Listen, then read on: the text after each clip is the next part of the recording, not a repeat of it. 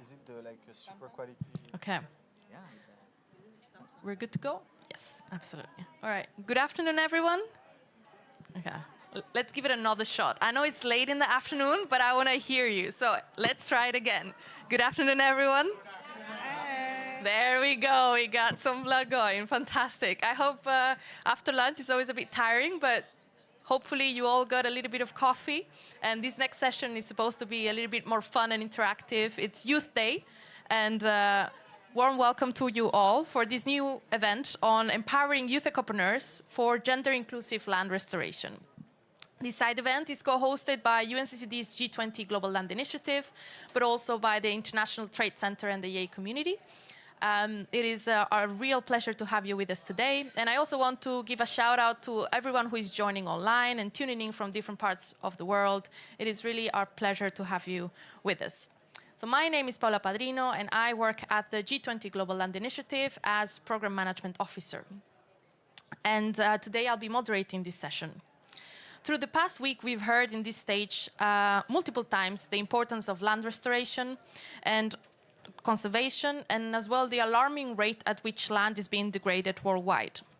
We have heard that global commitments and pledges by states in the international arena are that we are to restore 1 billion hectares of land by 2030. Although there has been some advancements taking place, we are still far away from achieving this goal. The recent UNCCD reports reveals that since 2015, we have degraded over 100 million hectares of land every year. So if we continue with this trend and we continue with the business as usual, we will need to restore between 1.5 and 5 billion hectares by 2030. Now, the G20 Global Land Initiative was established during the Saudi Arabia presidency a couple of years ago, and it is our mandate to promote land and to promote land restoration from across the world and achieve a 50% reduction of degraded land by 2040. As the Initiative Coordination Office, it is one of our mandates and it's one of our goals to promote young ecopreneurs who are working in the field of land restoration. We actively hope to promote, champion youth-led businesses who focus on integrated, sustainable and resilient land management. Now, how do we do that, or how have we be working on this? So this year we partnered with the International Trade Center, with Google and WIPO and the EA community on the Youth Ecopreneur Awards. And this was a huge success. We managed to open a special category on land restoration where young ecopreneurs from around the world could apply and showcase their businesses as they have been working in this particular field. Today, I have the great pleasure to have with me on stage 4 of the finalists of these awards. And they are the proof, like firsthand, that land is in fact the land of opportunities. And that investing in land conservation and restoration, it's a profitable business opportunity. Like them, there are many young visionaries from across the world who are seeking to change the narrative. Now, I was at the Dubai Opera a couple of days ago, where there was a concert organized by COP. And at the stage, the moderator said that we cannot fight climate change without women, that it was impossible. So I want to raise the same point, that we cannot restore land and we cannot fight land degradation without women, but not only without women, but without having inclusive gender policies with all genders in general. So today I want to have an open conversation with you all and hear about your experiences, your stories. What are the challenges that you are facing as young women ecopreneurs, but also as youth? So things that, what are the perceptions of land ownership as young individuals in your respective countries? How is the access to finance in the context that you're working? So all of these we are going to explore in the next hour. So without further ado, we will have a little bit of an interaction, and then we will open up the floor to the audience for any questions that you might have, and then we will have an open conversation on that end. So without further ado, I'd like to introduce our wonderful finalists of the Youth Ecopreneur Awards. So I'll start to my right. We have Mabuse Gisson from Ghana. And she is the COO of Somalife. So Somalife is focusing on leveraging modern technologies to conserve shea trees and restore lost ones, while also creating access to markets for smallholder farmers. Next, we have Max Fontaine, the founder of Bondi International, which focuses on restoration and tree planting in Madagascar, such as mangrove restoration, but also many other agroforestry projects. Up next, we have the winner, actually, of the Youth Ecopreneur Awards, Masroor Hossain from iPage Bangladesh. iPage Bangladesh is using technology and giving advisory service for farmers to make sure that they make the best use of their land with soil productivity and soil information. And last but not least, we have Makwena Moesi, the co-founder of Viva Organica from Botswana. It was established in 2018, and the company transformed organic waste into high-performance organic fertilizers. Now, the first topic I want to discuss with you both, and I'd like to pass the floor to Makwena and Mavuse. I would like to hear a bit from you about your entrepreneurial journey as both young women. I would like to hear your experiences and the challenges that you face as women in this particular sector. So I'll pass the floor to you, and so you can give us some insights. Thank you, Paula. Thanks for bringing us, or me in particular, all the way from Ghana to Dubai for the first time. It's great to be here. I'm Mao Sejisong, and just by way of introduction, I grew up in the poorest region in Ghana. It's called the Upper West region. So at the age of 9, I had to sell water in the local market to support my family. So that was a moment. I met rural women shea producers who walk about 32 kilometers each way to the market to sell their charcoal, shea butter, shea nuts, and other agro-commodities, and end up with no profit at the end of the day. Then I later realized that this is not even peculiar to my region alone. This is the reality of over 60 million women shea producers in the continent. They are in West Africa, and these women are the ones making it possible for us to have shea butter in our food and in our cosmetics. In fact, this same industry is projected to be worth $3 billion by the end of 2027. But the farmers who are doing all the magic live on less than $2 daily with their household of 5 people. $2 daily with 5 people, you can just imagine. So now what I saw as a side effect of this problem is that because these farmers are poor, they go on to cut these same valuable shea trees for charcoal production. 80% of charcoal from northern Ghana are from shea trees. And the International Union for Conservation of Nature has listed shea trees as vulnerable, and it's on their red list. And so if nothing is done about this is go extinct. So I decided to empower these women out of poverty and also ensure that they sustainably manage their business by setting up a social enterprise called Summer Life, as she mentioned. So we are an agri-tech company.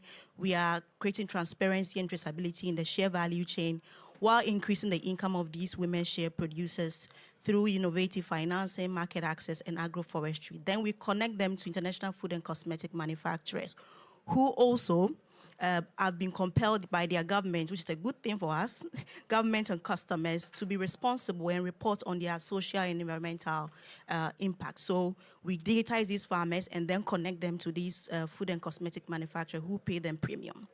Now, when it comes to the issue of climate change, it's very visible in Ghana, especially where I come from in the Upper West region. Farmers rely on rain-fed agriculture, and 80% of the population rely on farming, or they are peasant farmers. And we witnessed this problem, and we saw that we have to find innovative means to solve this problem, starting with the shea value chain. A typical shea tree live up to 100 years and produce fruits for that 100 years, so when it grows. So it is just better off being alive and producing nuts for food and cosmetic than it being cut down for quick income. And we realize that if we don't do anything about it, there will come a day where these 60 million that I've mentioned, smallholder farmers, the women, they represent household in West Africa. Imagine if their source of livelihood is cut. We are not ready for the impact this will have on the continent. So we are using our software technology called TreeSight to conserve shea trees and protect restore lost ones by empowering these women to do this. So the first activity is on protecting existing shea trees. Here, we work with communities to establish community-based parklands. And so we start with speaking with community leaders to sign conservation agreements. And then they allocate, on average, 20 acres of parkland or eco-forest, with at least 80% of share trees in them. The other trees there are some indigenous trees like neem, cashew, and these and the other crops, other trees. And then we work with the women to now protect these areas, use our software to map these fields away from deforestation of any kind. Then the second effort is on restoration. So here we support the farmers to raise early maturing share seedlings for transplanting. You know, share grows in the wild. Nobody owns them. They are the ones that have been naturally regenerated, but we are working with the Ghana Cocoa Board. They have a unit that is set up for research into share. So we work with them to raise early maturing seedlings through grafting techniques, and we've been able to pilot in some of our community, and it's going so well. The long-term goal of this is to make share cultivatable, like people will actually allocate lands to farm them, so far as we are able to reduce the gestation period from the typical 15 to 20 years, from that to 5 to 7 years. So when these farmers see that it grows fast, they will start allocating lands to now farm share trees and also increase their income and the supply of share nuts as well. All these things we do this by using our software to create traceability, transparency, to know how far our effort is going. Thank you. Hello? Yeah. What about yourself, Makwena? Can you share a little bit about your story and your challenges and your opportunities as well of your entrepreneurial journey? Yeah, sure. Thank you, Paula. Thank you, Mawuse, for really breaking the ground on your efforts with your company when it comes to land restoration, especially the impact it has on women communities. And we were just talking about this earlier on before we jumped on the panel, that you find that the challenges that your clients face, they're quite similar to ours as well. But I'll just share a little bit about my own journey and how I ended up in this kind of work. So for me, personally, I've always been interested in how food is grown. And I think this is something that has probably crossed all our minds at some point, especially when you're staring at a plate of food after a very long day and you're just filled with gratitude for the hands that worked the soil and provided your sustenance. And most importantly, we should be having more conversations about the intricacies that go into maintaining our soil health, or rather what's happening on the ground with regards to our land resources, such as the methods that are employed when it comes to producing food. And you find that the little nooks and the potions that are added to our soils and crops to produce food, especially in modern day, has been like an unspoken truth, where we've come to be quite comfortable knowing that with the food industrialization that led to the excessive use of chemical farming has really, we've downplayed the risks that are associated with soil degradation and how it exposes our vulnerabilities, especially low-income communities, to soil degradation and climate change. And for my country, particularly in Botswana, I come from a semi-arid country, and we're currently actually going through one of the worst drought periods in over 42 years. If you couple this with that majority of our soil structure, or profile rather, is sandy soils, right? So if you couple that with drought plus excessive chemical farming, which is what is predominantly done in Botswana, along with the excessive use of chemical fertilizers, it's a catastrophic event. And so going back in 2015, when I was just fresh out of finishing at university, and I had gone through a range of ecology courses that went into biodiversity preservation, building land ecosystems and all. I had a bit of time on my hands, and I decided to start a garden at home for two reasons. One, I really wanted to see and observe how food interacts with our ecosystems, and if there was a way we could find a balance between the two. Secondly, I was really hard-pressed to really see if there were innovative ways of using the kitchen scraps from my mom's kitchen in our garden. And like I had already mentioned, organic farming around that time in my country seemed like more like a myth. And coming with my own background, scientific background, I knew it was possible. But already if your mindset is already so ingrained in how things are done, how commercial farming is done, and how there's always that strong emphasis on chemical farming, it was quite hard to make the difference between the two. But as fate would have it, my business partner and I happened to come across vermicomposting. And this is when you use a biotech process, but it's also natural in the sense that you find it happening naturally in the environment, where you employ a certain type of earthworms to break down organic waste into a nutrient-rich fertilizer. So this was an eye-opener for us. It answered all our problems. It remediates organic waste, it reduces greenhouse gas emissions, and it plays a significant role in climate change mitigation.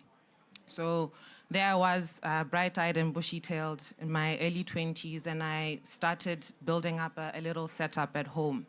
But I was quickly hit with my first challenge in ecopreneurship, and that was access to land. And if you're talking manufacturing, you need substantial space to produce a viable amount to start testing in your market.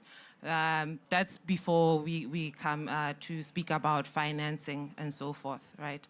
But through our efforts, and I bring up this in conversation just to highlight that as much as this was one of my challenges as a young ecopreneur, not necessarily because I'm female, but it's something that I thought to highlight that especially that we came to learn through the farming communities that we worked with. That was also a key challenge of theirs, that although 60% of our market, of our users are women, most of them don't have permanent access to land, or they recently came to own land later in their adult years. And at the same time, as Mawuse, you've also mentioned, they tend to be the household heads. They are nurturers at home, and farming isn't their primary source of income at the time. They also have to grapple with maintaining a 9-to-5 as well. But one other thing that I came to struggle with as a young ecopreneur is just the agriculture in my country. Already in its own form, it's quite a labor-intensive venture to go into. And as young as I was, and being a woman, it seemed like I was drifting away from the norm. Sorry, but having a business partner who's a man, and being in places where, or in spaces that he was able to speak on my behalf regarding the business, to leverage the business, was able to help us in being able to access funding, access land to lease where we'd be able to operate and so forth. So I just wanted to bring that up as well, that as much as we understand our limitations and the vulnerabilities us women have, this is about gender inclusiveness as well, and how the both participation of both genders is absolutely important. But it's through that process that we were then able to go through our first series of funding, and we were able to, we have a track record of remediating over 60 tons of organic waste and deployed our products to over 200 hectares of land, from which we were then able to really learn more about our farmers, right? But we're really working towards growing our population to have our population grow sustainably with the environment. And we have an opportunity to build a product that will allow farmers to remediate their waste on site at their farms so that they're able to produce fertilizers on their farm, and realize that this is an important innovation that will allow more access to the smallholder farmers who aren't able to afford our fertilizers directly, right? So we're able to decentralize the technology and have them access it at different levels. Yeah, thank you. Thank you very much. Yes. This was very inspiring stories to hear, and one of the challenges that we are addressing, or we are trying to bring some light at UNCCD, is the issue of land ownership by women. So it's incredible that 60% of users of your product, actually of women, that do not have that land ownership of that land.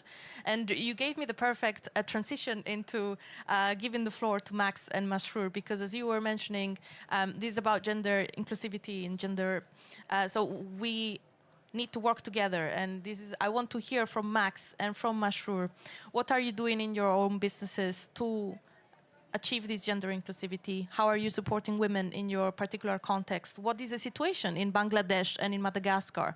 Can you share some light into these topics? Thank you. Sure, thank you, Paola.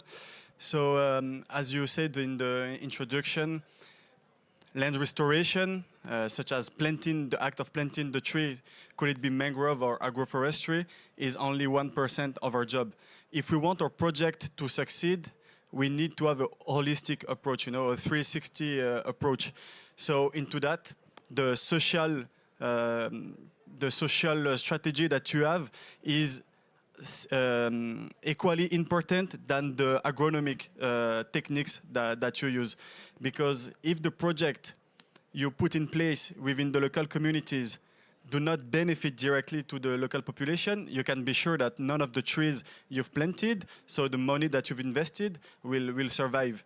So how do we do that? First, we have a social project department with Laetitia, who is here. She's our social project manager. So we really need to take into considerations the needs of the local population. And even within this population, there are groups that don't have the same needs. For instance, the youth, the women, the farmers, the fishermen, you cannot consider them all as one because they don't face the same daily reality. So for gender inclusivity, for instance, in every location where we work, we evaluate if there is already a group of women, for instance. If there's not, we try, you know, to gather them so they can talk with one voice. And then how can we generate project, or how can we make the project more inclusive for them? So for instance, something that we do in almost all our agroforestry project, our farmers field school. So it's a 6-month project for women and youth, where we teach them new techniques that are more resilient to the effect of climate change. So for instance, we put on the left side of the field, we let them do their actual methods, and on the right side, we show them new techniques, for instance, that are more resilient to drought or to parasite. There is also awareness raising, capacity building, financial capacity building, and at the end of the 6 months, they have a diploma and they have a kind of starter kit, you know, with materials, small diploma, and then they can duplicate what they've learned on their own land. So this program is only dedicated to women and youth. Then also in our operational projects, we try to do our best to include the most women workers. For instance, when we make mangroves tree planting, way more than half, or 75% of the planters are women, you know, because at the end of the day, I'm sure it's like that in many other countries, mostly in Africa.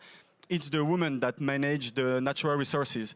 They're the one taking care of the water, of the wood, energy wood. They're the one also on the field, you know, so they understand it better. We don't have to teach these women what climate change is, because they face it already every day. You just have to try to give them new tools or skills, you know, that will allow them to answer better to these problematics. And finally, We do also income generating activities so they can be autonomous.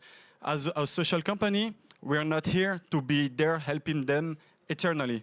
We just try to launch the project, to give them the basics, and maximum after 5 years, we want to withdraw, from the project so the populations can be autonomous in their own development. We don't think that you help someone by staying there eternally for them, but you help them when they will be able to help themselves without our help anymore.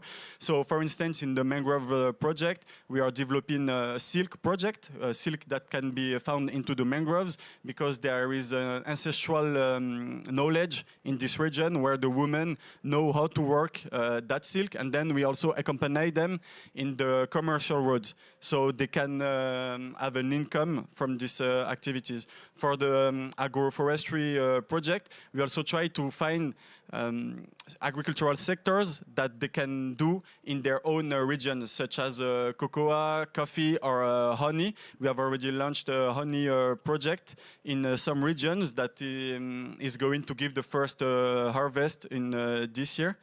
So it has to be a 360 approach. You cannot say you are involved in gender inclusivity with only one kind of project, but it has to be considered in all of your reflections and in all of your actions.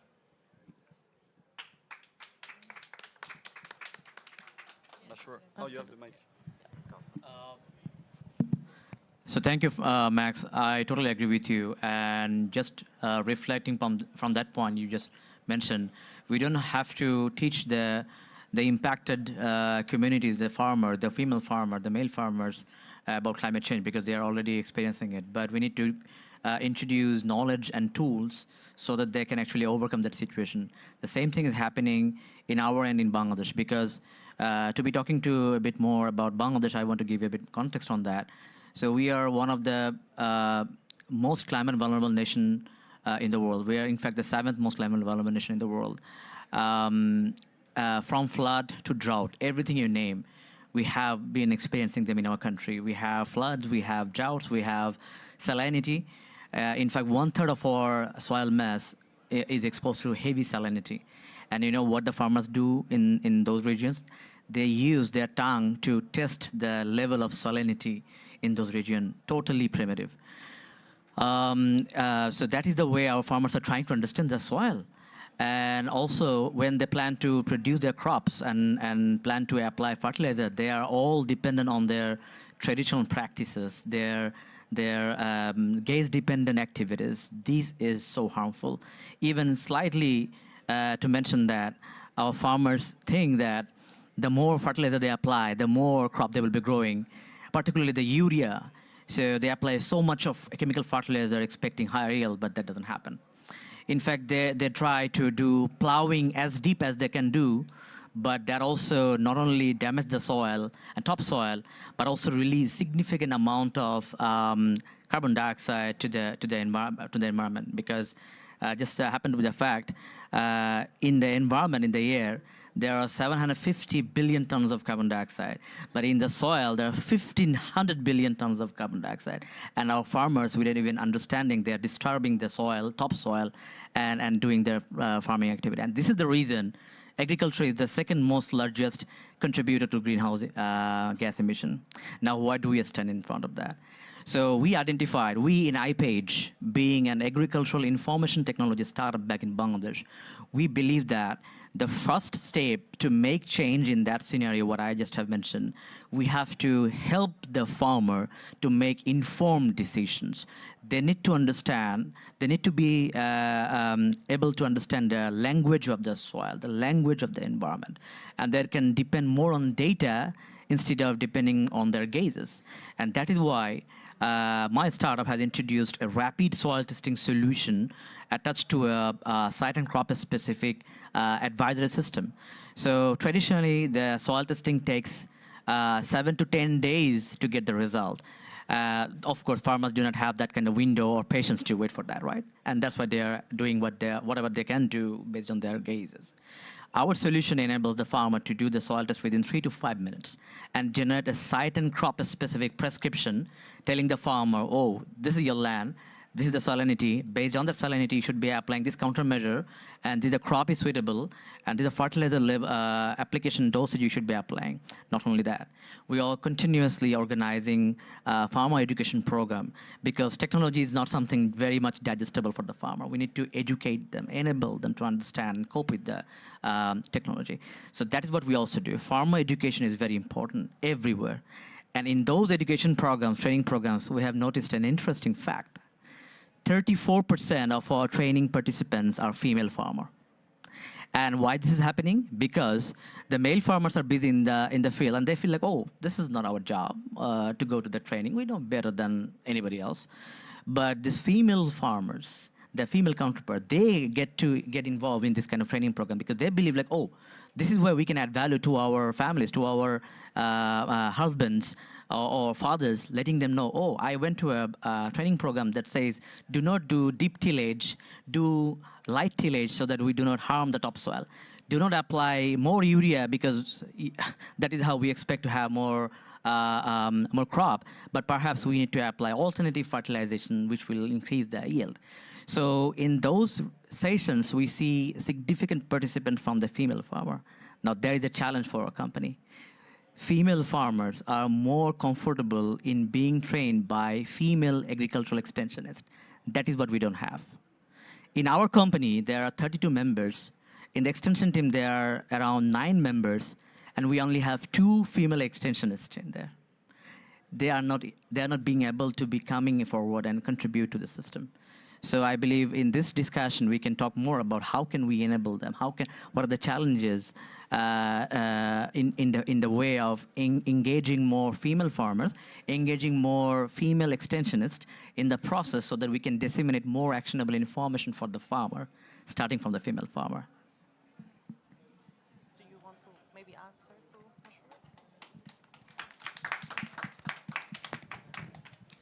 to I was wondering whether any of you want to contribute to what Masroor has said, whether you share those experiences as well. How can we engage them more? How can we break that barrier that you have experienced in your particular businesses or sectors? If I can just add something, is that when we get into a community, the first thing is first to listen, to observe, so we sit down with all this population and with these groups of population, such as women groups, and it's the first meeting is everyone gathered in a circle, everyone seated.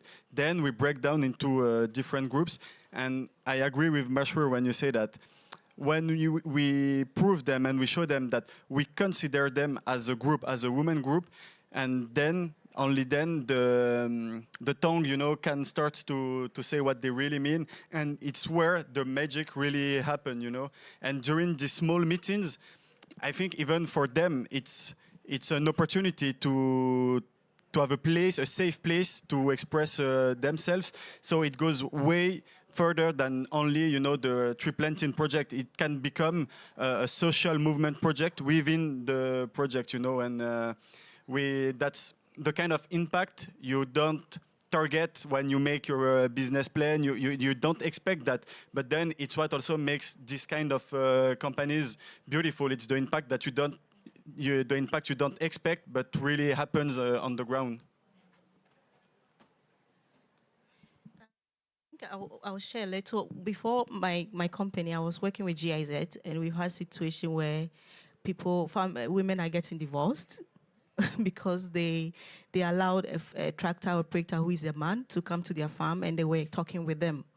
So what GIZ tried doing is to empower young people who have just come out of university to learn how to drive tractors. I remember during the launch of that, I had to drive the tractor to open it up for young ladies that time. I was so scared when I got on. So that is one of the things, those are the things they are trying to do, this development organization are doing, because it's a real problem. We need more women extension officers, because the men don't like it when you're talking to their wives on their farm. They don't know what you're talking about. So training more extension officers who are women, young people from university who want jobs, to go out there and engage these farmers is one of the ways I've seen GIZ in particular doing to help the situation in Ghana. Very insightful. I'm trying to imagine if we have a similar case back home, like with having a huge gender disparity with extension officers. But I think it's not as bad as you have it in India. But one thing I wanted you to expand more information on maybe is also why again you find that with your extension officers there's a very low uptake of female extension officers. So perhaps the problem starts from home and the encouragement young women are getting in terms of the kind of education or careers they should venture into. But I also imagine to alleviate the issue or the challenge you have is to look to those 2 female extension officers you have and the first workshops you hold with the female farmers. Obviously, there'll always be a portion from the crowd that quickly assimilates the information and is trusted within the community and is able to further train the fellow colleagues in the community, right? So that they can build trust one another as well while we address the larger issue, the social issue and just the discrimination of women going into agriculture. Yeah. I totally agree with that, but you're right. So it starts from back in home. So this is how it is happening. There is a thought process, a social stigma that hovers around when women are into anything that is outbound. It's not only agriculture. If they go for, well, public health and engage with the people in the front, oh, the family will say, oh, you're going to the field. Oh, you are interacting with people. No, that's not aligning with our culture. So if they go for politics, oh my God, that's a different thing. If they go for agriculture or engineering, oh, what are you doing in engineering? Oh, so it is a social stigma, and it is not only around an agriculture system, it's everywhere. Now, the first thing we must do, we need to create enabling environment for the women to get into in any profession, because we cannot just limit them by their gender and say, oh no, you have to go, you cannot go there, you cannot go there. So ultimately, if you follow those trails, it will always get back to one point. Oh, okay, women has to build or make a home, and that's it. So much superstitious and contiguous.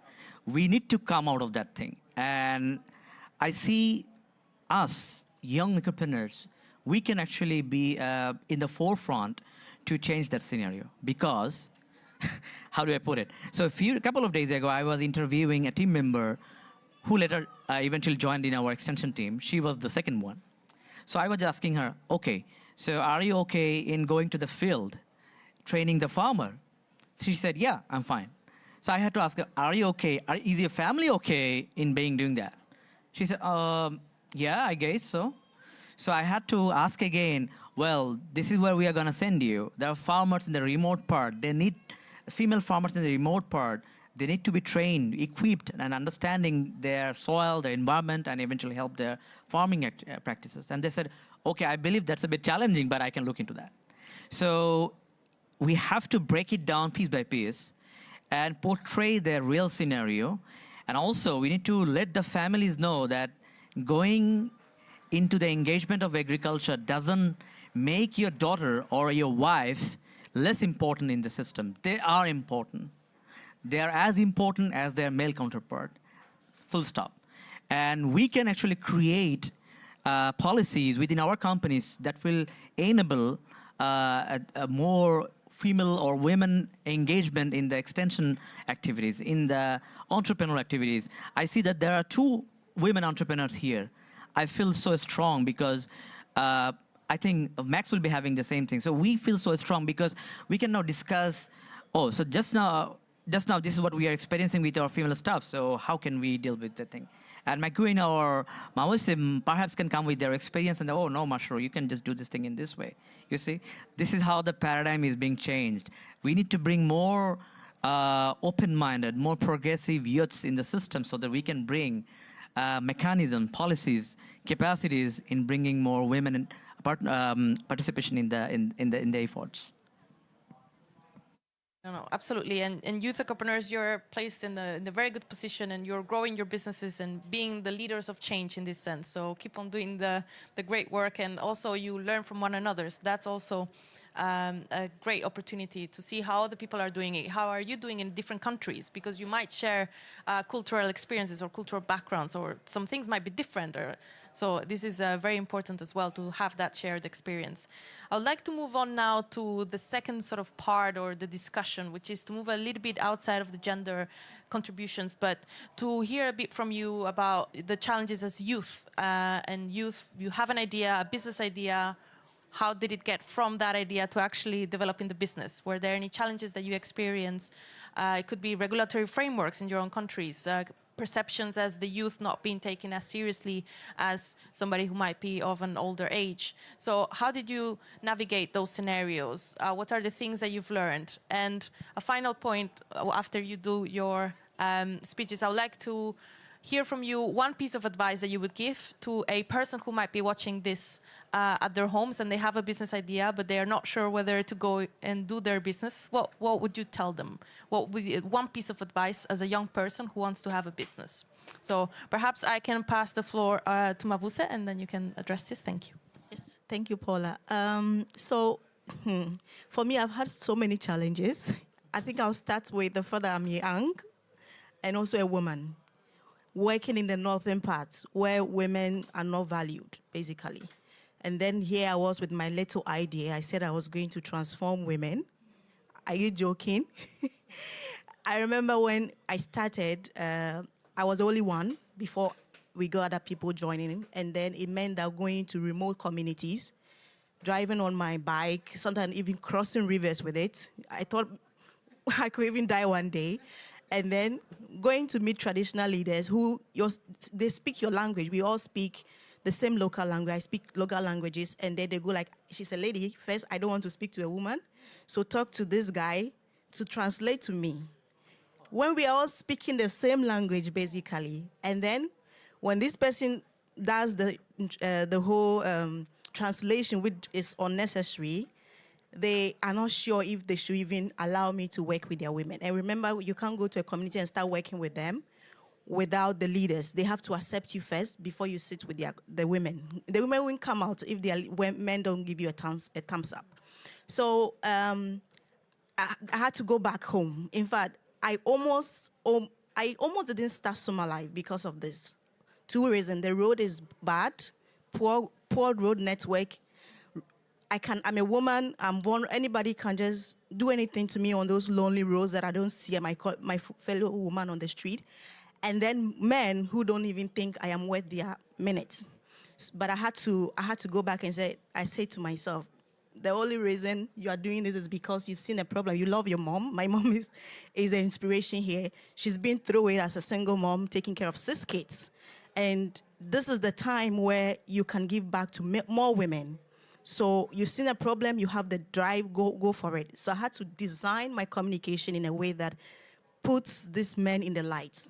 So I'll still talk about how if a woman is getting money, if you'll be less stressed, it means you can spend some time probably marrying a second wife, which is what they do when they get extra money there. And she will take care of the women, the kids, education. You have less stress to deal with. So allow these women to work with us. We have something in store for them. Before they could allow me to even sit with the women and even start our project. And it was very, very tough discussions to have with these men. And now, with the result they are seeing, they want to talk to you. That's a good thing. Now, those leaders who used not to want to hear me now want to talk to me. There have been days where they send me yam. They send me yam as a gift, and it shows that we are actually doing something. And for me, I will say we shouldn't give up, because these are women we are talking about. They are underrepresented. Even where I come from, if a woman has property, she has to put in the name of the husband as a way of not getting this social stigma, right? So pushing for this is a tough job we are doing, but we are not going to give up. The second thing challenge I've had is with finance, okay? Many investors are men. and they are scared maybe I'll get pregnant and leave the business for a year or half. So they rather not invest in me. I started all with so much energy, and I faced so many challenges that pushed me to quickly innovate, right? I had good ideas, good energy, but I first realized that I need to put in extra effort to get investors' money. I don't have any woman investor yet, but think about the investment we've raised. It's all for men. It was not an easy journey to go on. But with the little we've gotten so far, we've been able to, help more women, 10,000 women so far with agroforestry skills, and even increasing their income to 21% by connecting them with these fair international buyers. And I still have positive outlook. I'm still expecting to work with some partners who believe in investing in women-led business like mine to come on board to help us scale this to more West African farming communities. Thank you. We are very happy you didn't give up and that you kept going. So over to you, Max. So really difficult to answer this question after you, Mause, and no, because honestly, just massive respect, for what you're doing, because we know that in today's world, being a young African woman entrepreneur is not the best starter pack. So really just respect, and I'm sure there will be more, and you're leading and showing the example. For the youth question, in Madagascar, we have also a really, really specific context, because ancestors have a really, really big meaning traditionally. We really have that culture of the elders. I really like this culture. I'm proud of my culture, but that doesn't mean that it should reduce the youth influence, because half of the population in Madagascar is less than 25 years old. 40% of the population is under 18. So we are the living strengths, of our nation. And it also happened to me sometimes that, for instance, in a meeting with a minister, he called me. He said, "Yeah, you have the same age as my son." So you can think it means anything, but if you think, it's really infantilizing, saying something like that. Because I wasn't there, to talk with I don't need a new father, I was there to talk to a minister, and I wanted to talk about project development. But by saying that, it was only reminding me that, yeah, you have to keep cool, you are the same age as my son. So we are used to it because we grew up in these cultural values. But then, with the time and with the actions that you prove, today we are 150 full-time collaborators in our company, and the mean age is not above 30 years old, So it's a real youth that are united to take their fate in their hands, and we really feel this, this vibe, and we are really proud of being a really young team. On the executive committee, also a lot of young people.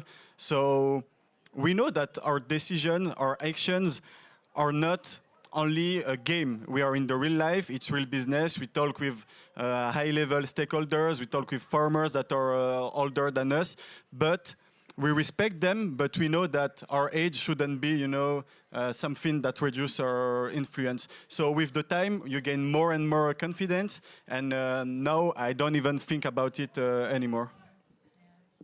Thank you very much, Max. Masroor? I totally agree with you, Max. So it seems like the ecosystem, the government, the buyer, they don't trust us. The young people like, oh, you are young, so you don't have experience. You don't have, of course, transactions. So they seem to be not relying on us. So this is definitely a challenge, and I would try to be more specific on these challenges. So I slightly disagree with Mawisi on the point that we don't have finance. In fact, there are finances in the system For example, the World Bank has disbursed around $3.8 billion in climate financing this year, but clearly it didn't reach out to Mawisi or to me, to Max properly, or to Magwena. Why? Because number one, I believe there is a policy gap for failure-friendly, long-term patient finance. So there are finance, and there we are, but they're not coming to us because there's a pipeline gap, which is I call the policy gap. Number one challenge.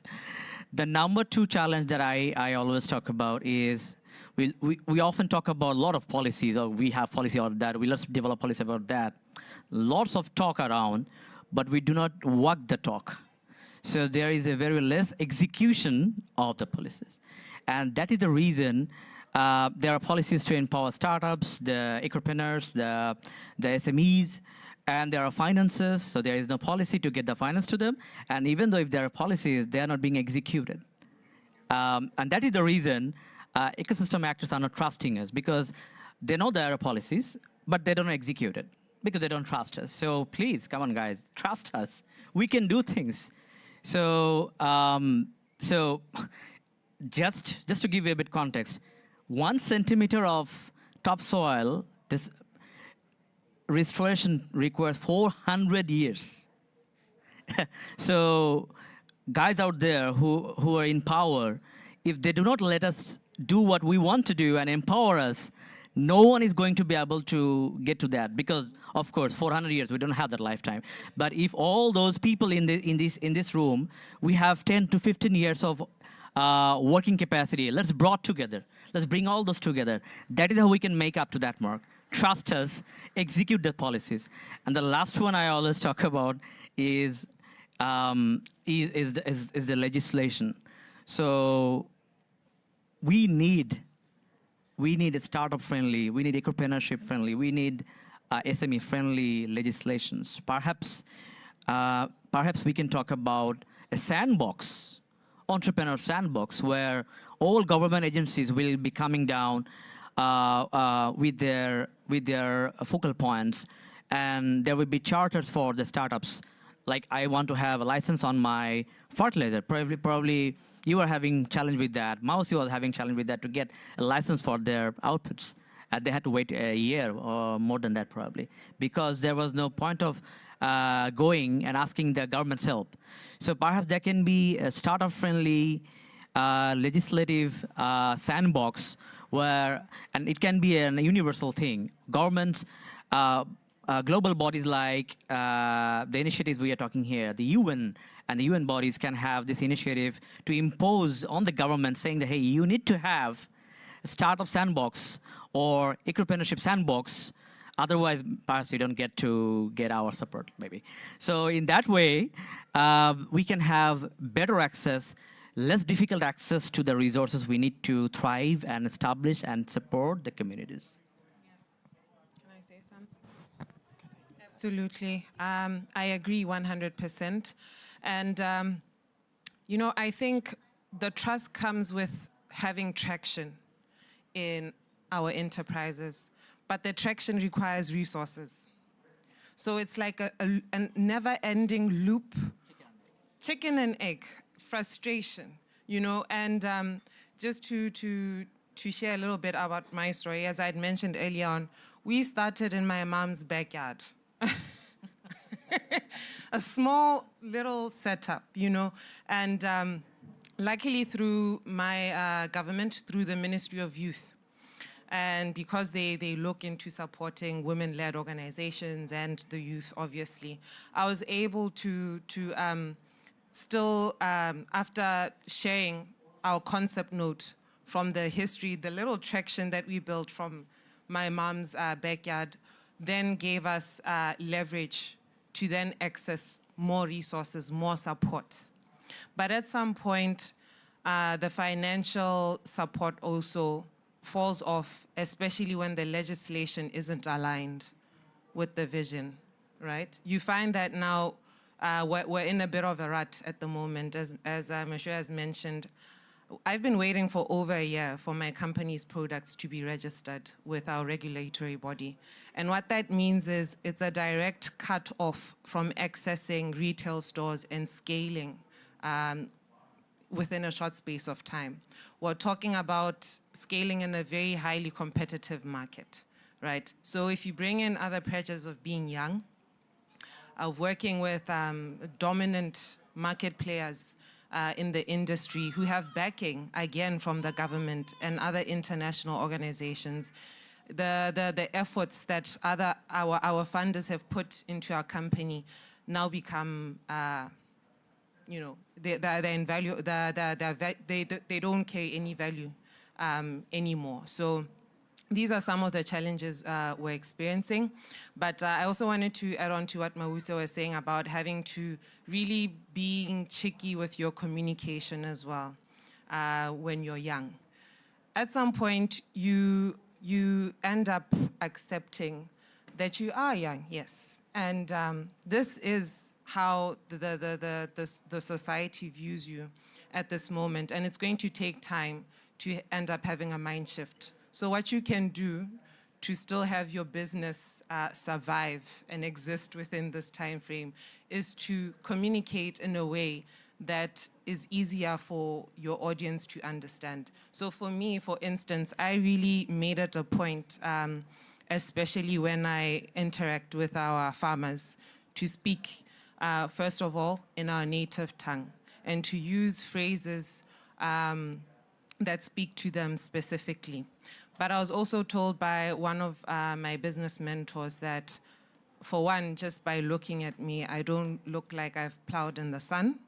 I don't look like I barely touch soil or I can get dirty. And he told me, yeah, one thing you'd probably have to do when you build your sales team is definitely hire people who are older looking than you. Because you're going to have a hard problem having old men in the farms taking you seriously. And I could have taken that to heart or, been really offended about it. But, it's the truth of the matter. And change isn't going to happen overnight. But we can adapt to it and we can keep moving along the way. And, again, we have to be innovative still in our business around this time. Because regulatory bodies are taking forever to approve our fertilizers, it means that we need to pivot as well. We can't necessarily focus on just producing fertilizers alone. And that's why actually to form part of our community engagement as well, we recently partnered with an NGO that works in conservation to start rolling out training programs to offer to our community, both in peri-urban areas, but also in farms, to really bring information to them on how to build regenerative farms and sustainable agriculture practices. And, also looking into diversifying our products by bringing in climate resilient seeds and biopesticides. So it's always about pivoting, but without saying, it can get quite lonely. It can get really frustrating. And yeah, there's only so much one can take before they break. So definitely there has to be some action that's taken with this, yeah. Oh, thank you very much. A few of the takeaways that I get from this discussion is we have seen at the G20 Global Land Initiative the importance of national legislation and having those enabling environments. So sometimes we discussed about legislation that protect land or promote land conservation, but there should be also legislations that actually foster startups and making the connections between young people and investors and making those bureaucratic steps of getting the licenses done way easier for young individuals. So definitely a very important point to raise. And this leads me as well to mention about the Youth Ecopreneur Awards and your participation in them. I wanted to get very quickly, because I know we're running out of time, in a couple of sentences, how was your experience? Milena, my colleague from ITC, will expand on the upscaling of that Ecopreneur Awards in the next year. So I wanted to hear from you whether what did the Ecopreneur Award bring to your own businesses? How does your next transition in the next year of your business looks like? What were the positive impact that participating in the G20 Global Land Initiative and ITC Yay Community Award brought? So very quickly in a couple of sentences before I pass the floor for the closing remarks. So the Ecopreneurship Award actually got my business a vivid level of exposure, which brought credibility, of course, and eventually led us to raise around $110,000 within just 3 to 4 months. This is amazing for us. So, well, that is also helping us to check out the second challenge, which we talked about, walk the talk. So trust us. So this kind of credibility actually help us to bring our solution to the people in power and let them know that, oh, well, we have solution. So do not just look into importing solution from outside. We have localized solutions, and local agricultural ecosystem needs to be supported with localized innovations. So the Ecopreneurship Award has actually put us on the map and helped getting that kind of exposure. For me, I think it really, for us, at my company, first of all, when we first started Viva Organica, it had a strong focus on building strong resilience with our farmers in building climate resilience, right? But I think because the legal framework is quite poor in my country, especially when it comes to land restoration activities, we sort of also lost light of that as well. We lost the vision with that. And participating through the Youth Ecopreneurship Awards, it was interesting to really highlight our efforts when it comes to restoring lands through building fertility, natural fertility of soils, and also remediation of waste. But most importantly, I absolutely enjoyed networking with other organizations at the recent Global Landscapes Forum, where it has really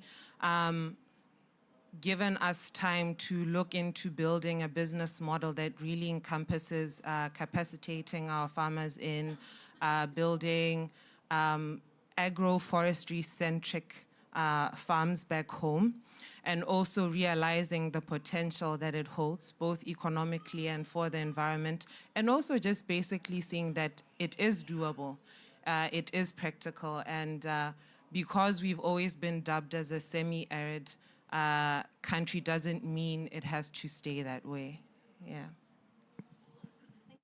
For me, two highlights, partnerships. So when I went to the World Export Forum in Mongolia, I met a rep from the Dutch organization that is based in Nigeria, and he's already interested in helping with our scale up to Nigeria, because Nigeria is one of the leaders in share production in West Africa. So he's really interested in that. The second one is getting a pro bono legal service from Sidley. I tell you, it's not, we've paid for legal service before, and it's not an easy job. But Sidley has already started reviewing our term sheet, and we are very grateful for this opportunity. Thank you very much. And I think they deserve a big round of applause after their contributions. I'd like to open the floor just in case there's any questions from the audience before I pass the floor to our colleagues from ITC for closing remarks. No, it's late and people are a bit tired. So, yep, one over there and two actually. So we'll start with, if my colleagues can pass the mic, that'll be great. Thank you. So just present yourself and then make the question. Hi, I'm Ashwina, and my question is to Mr. Mashroor.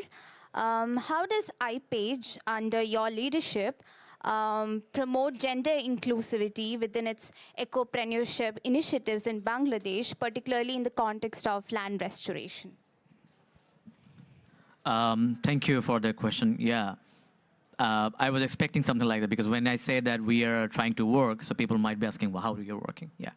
So, so some solid points. Number one, when we engage female extensionists in the team, not only for female extension, any female team member works in the company, so we have some special HR policies for them. One I can mention, any female team members in our company working for us enjoys 3 days of menstrual leave if they ask for it, and it's mandatory for everybody. We do care about our team members, and this is where we think we can bring inclusivity. So this is one way of doing that, and iPage is one of the very few startups in Bangladesh who is doing this thing.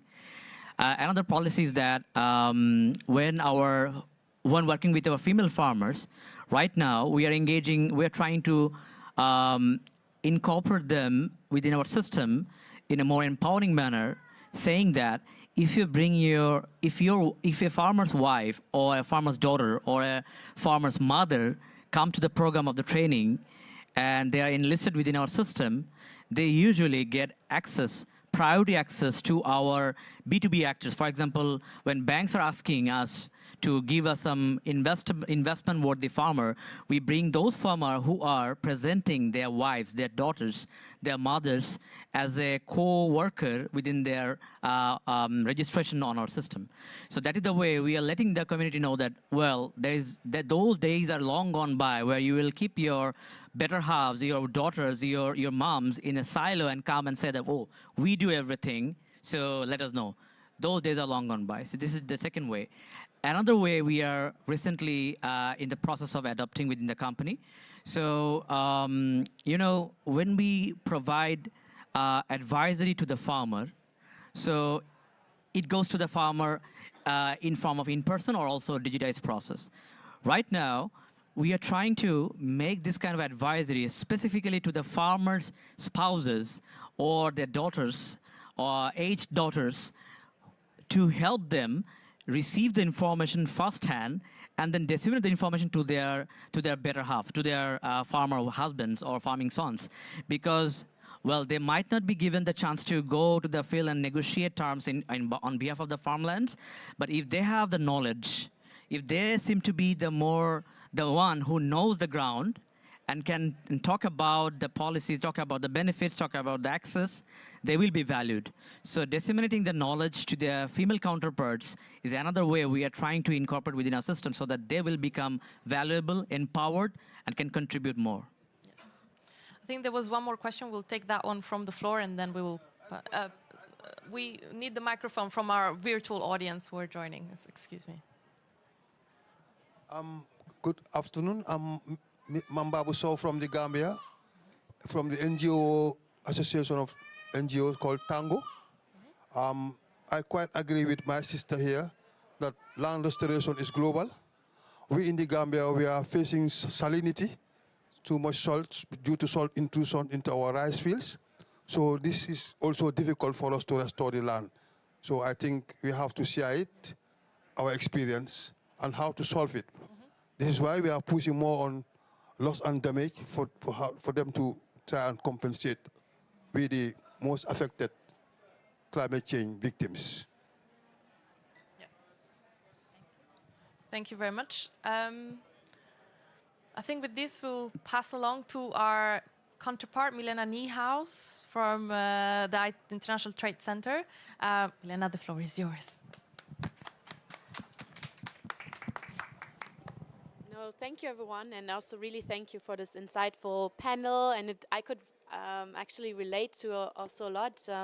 One of the projects we did with the International Trade Center was actually also in the Gambia on women empowerment in the rural area and seeing like the market linkages. How can we connect farmers better with the market and like all these logistical chains, right? Which we also touched upon how important it is to deal with all these regulatory processes and making these market linkages happen. But yeah, thank you, Paula, again for the introduction. My name is Milena Niehaus. I work for the International Trade Center and at the youth team. And for those who don't know the International Trade Center, it's a UN agency which is really specialized on supporting small and medium-sized enterprises. So everyone here on the panel, basically.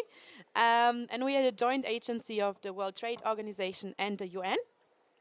And we are really at the forefront of driving trade development and competitiveness for those enterprises. And we are really focusing on fostering an inclusive and sustainable economic development with a particular focus on vulnerable communities, but also women, youth, people with disabilities, to make sure that everyone is actually connected, able to contribute to a really sustainable development and economy. And why is this actually important is small businesses do make up to 90% of businesses around the world and 2/3 of all jobs. So who should we actually focus on most? It's not actually the multinationals, it's really the ones who are making a drive and a change is the small and medium-sized enterprises. But one can see that these are actually suffering disproportionately from climate change, especially the SMEs led by women or young entrepreneurs and indigenous people. So if there be to be a just transition, as we also talk a lot here on COP, we really need to address the issue of equity, economic development, social and labor inclusion, and the voice, really the voice of small businesses must be an integral part. And we, not only the voice of small businesses in general, but especially also the youth, of course, because who is the driving force for the future is the young people. Yeah, and so what do we actually do? We support small businesses in their competitiveness by providing tools, technical insights, access to finance elements, and mentorship. So especially on women, we also have an initiative on she trades to have a gendered lens on trade. And where I'm from is the youth team. So we actually really focus on empowering young people, and they're at the forefront, it was already mentioned, we have the Ye community, which is a global community for young entrepreneurs. At the moment, we have more than 40,000 members around the world and some localized chapters as well. And we really see young people as the driving force for our future. And we realize that they struggle with a lot of barriers. We also have discussed today. And one of the practical things we now really proud to announce is that we now want to really do more, scaling up the Youth Ecopreneur Awards to a whole program. So the Youth Ecopreneur program, which is really embedded into the community, which will have different types of support in regards to scalability, what is needed, legal advice, but also IP. We realized a lot of people don't protect their companies' names, their companies' intelligence, so that's really important. And also providing seed funding in the upcoming program, because we heard it a lot, Mause, we listen to you, we are aware seed funding is one of the key issues everyone is struggling with. And that's why we also focus on the finance aspect, but also welcome more partners to join, to have also more impact investment, because finance is always a struggle. So what we are really proud to announce, and here's a QR code, is you can actually already register. The call for application will come out next year in February. But this is, we're going to have a boot camp, an accelerator, and then at the end, the awards to really highlight and bring at the forefront the youth voices. So thank you so much for bringing all these different voices here, having this really insightful discussion. I learned a lot, and thank you so much. Thank you very much, Milena. Thank you. So with this, I think that is it for today, folks. Thank you so much for attending, and thank you again for joining us in this panel. It was really, really insightful. So thank you very much. Yeah, we'll do a group photo.